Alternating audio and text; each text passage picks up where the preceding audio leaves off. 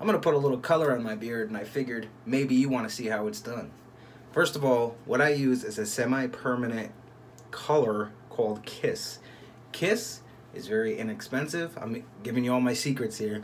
Kiss is very inexpensive, but putting it on could be a pain. So what we're going to do is go through the steps right now. So the first thing I want to do, which is very important, is make my initial curved guideline. And why I say guideline is because this is what we are going to put the Kiss over.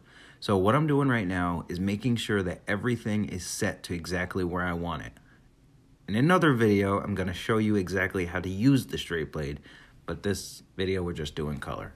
So at this point, we are going to actually mix the color. What I like to do is take a drop of Kiss, just use your judgment, and then take my spray bottle and squirt one time.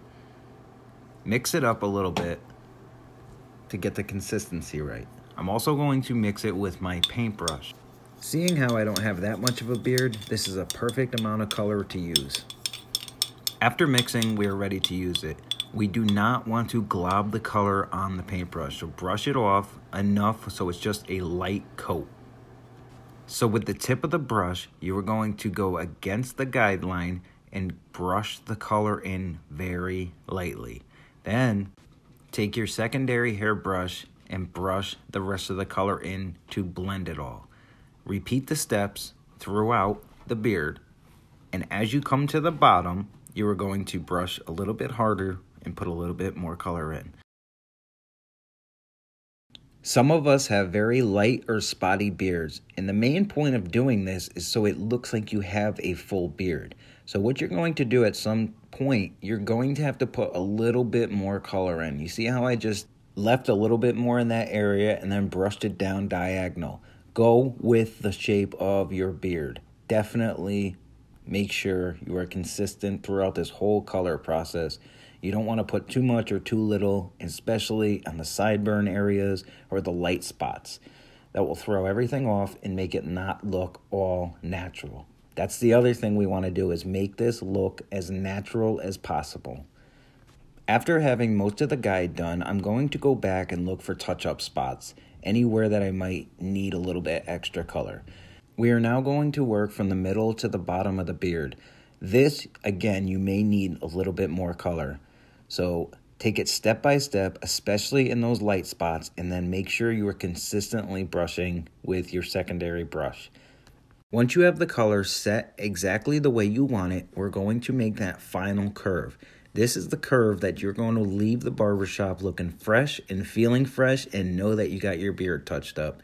So in order to do this, what you want to do is take your thumb, stretch the skin towards your eye until your beard is in a straight line. Let it go and you'll have a curve. Hit the line all the way down the beard. Now this is going to look barbershop fresh, even though you're in your own bathroom. Last step on this side, we are going to get the line right by your ear.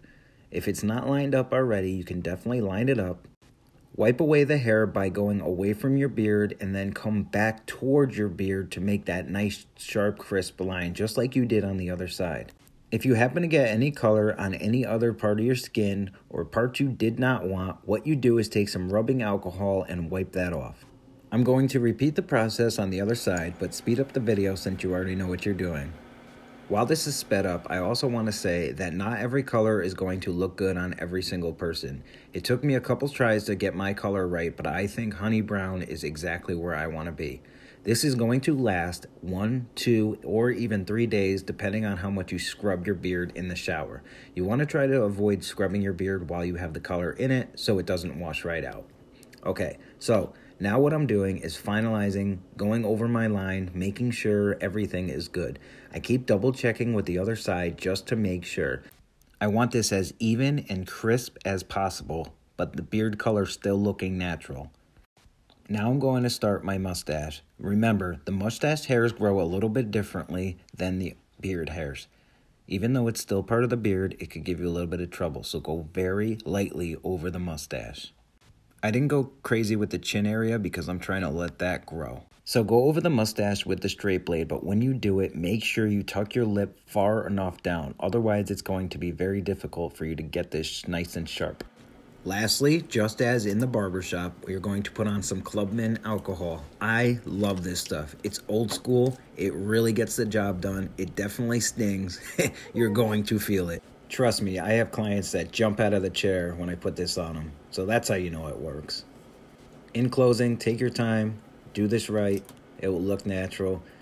Thank you for watching this video. Have a great day, guys. We'll see you.